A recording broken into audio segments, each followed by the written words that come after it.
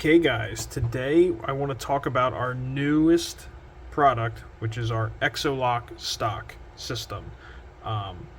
ExoLock is the name we're going with it, but I'm sure people probably call it the Lingo Locker. It's kind of funny, but yeah, ExoLock Stock. So, I'm going to do a detailed breakdown today of what this is, why we decided to make it, and kind of some cool features about it. So first up, there is basically, as you can see, two differences. You can either come with a stock version or a brace or tail hook adapter. It is a buffer tube size, so any of the tail hook or that sort of brace systems will work with this guy. So just to jump into it, a couple other features to note. It will come with the Samson manufacturing, let me open that up there. Since Samson manufacturing their pick rail adapter, so any 1913 rail, this guy will lock onto, no problem. So I'm just going to move this out of the way and show you what you'll receive when you order one. So, come in a little baggie like this, and if you order the stock, that guy, or the brace, these probably will be bagged separately. But just to pull this guy out, it will be everything basically assembled already, except for the brace or the stock portion. This is what you'll get, and you'll also get a little set screw here. To put on the brace or the stock, I'm just going to do the stock here, just so you can look at all the features on it. The brace is pretty standard. But the stock has two QD points, one on either side, our own custom butt piece here, and a screw will be sticking out the center of it. One thing I just wanted to note with the stock quickly is the profile or size of it. This stock or brace system is really geared towards a small platform, but also has an adjustable length of pull. So, just to show you the Magpull SLR, one of their main butt pads for their stocks. This is kind of the difference between the two. This guy is very narrow, very slender. These are relatively narrow and slender, but again, this will take go in their standard stock that fits on a buffer tube. This is meant to be very slender, very narrow, very compact. Like I said, that's what this entire package is. It's not meant for larger platforms, you know. This is meant for your PCC applications, or, you know, like a 10.5 AR-15, or not AR-15, but something with like a bufferless upper, something of that nature. This is a small platform. I think this measures like 1 inch by 1 inch. Again, it is very narrow, very compact for what it is. So, just to put everything together here, you are going to need a 5/32 Allen key to put this guy on. Again, to swap between the stock, or I'm going to pull out the buffer tube adapter, you only need to loosen or tighten this one screw. Comes with it. So to put this guy on there, I'm going to stand it up just to make it a little bit easier myself. There is already a hole in the back of the butt pad here. Stick your Allen key through. Sorry, I'm trying doing that a little off camera here. Stick that guy through. This one's a little bit tighter. There we go. So then you'll just take that and try to do on the camera here, sorry.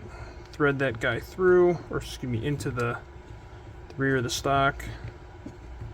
And as it's going, it will self-align and tighten just like that. Boom, there we go. So that's how you swap between the two. Just pull that Allen key out. There you go.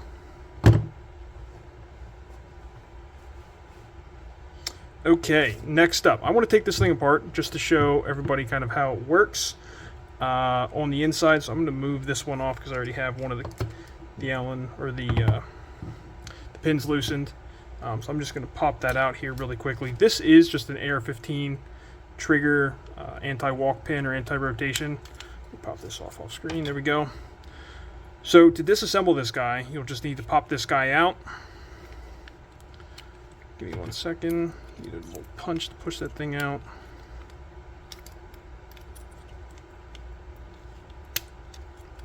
this will help if I actually pushed on the pin. There we go. That guy pops out. The lever comes right off, and then you'll have to undo this screw here, which I believe that is an 1/8 inch Allen key there. Undo that. That guy comes right off. Spring comes right out, and then the lever drops free just like that. Now the stock, or the slide, the system is still able to slide back and forth, but it's not able to come apart. You have to remove this screw here to make that come off, which I'm going to grab the right key for that, which I did not do.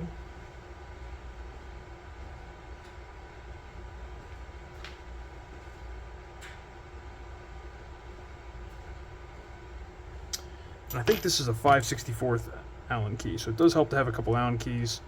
The stock is not going to ship with them, sorry. But definitely have a couple on hand. I'm sure everybody has some if you're going to be buying this thing. Pull that screw out, and then you are able to completely disassemble your stock. There we go. Remove all the components here. Pin, screw, lever, spring, and the latch screw there. So there we go. There's your kind of your upper piece, your bottom piece. The upper has the cheek pad, 3 screws to put that on there together. It is not adjustable. We potentially could add an adjustable version to this or provide additional cheek pieces. We'll see. Depending on how popular these are, we could provide, we could do all kinds of stuff. It's a, an easy system to, make changes on now that we added screws up top there. One interesting thing about this platform, the set screw that comes with, you can put it in the bottom here. So basically, if you want to adjust the length of pull, or for that matter, limit the length of pull. So let's say I want to, stop it on the 1, 2, 3, 4, 5, the 5th one there. You will go ahead, take that set screw, put it on the 5th one back, drop that in there, tighten it up. There's a bunch of threaded holes in the bottom here. You can see those, snug it up. And then once you go ahead and put your lower back onto your upper here, put your screw back in, which goes in the rear hole here. You won't be able to physically install it in the front hole. There are 2 different size screws. Put that in there.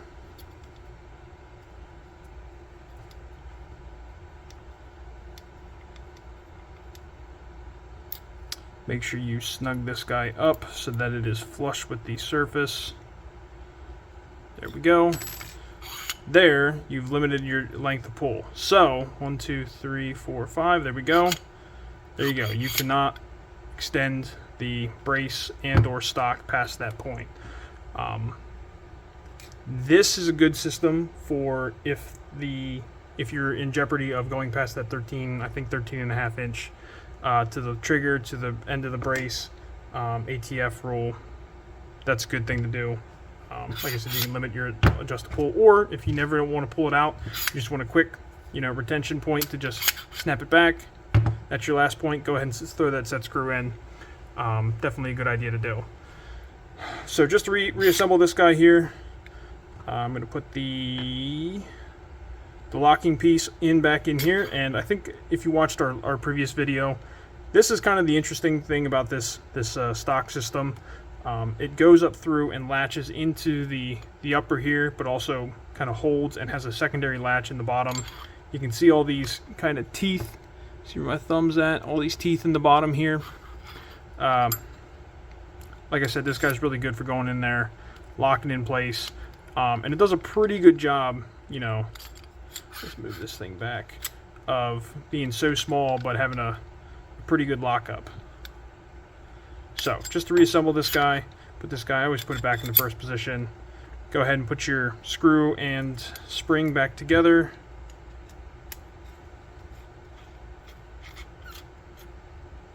Just torque that down a little bit. Put your lever back up and in. you'll take your trigger pin, Air 15 trigger pin.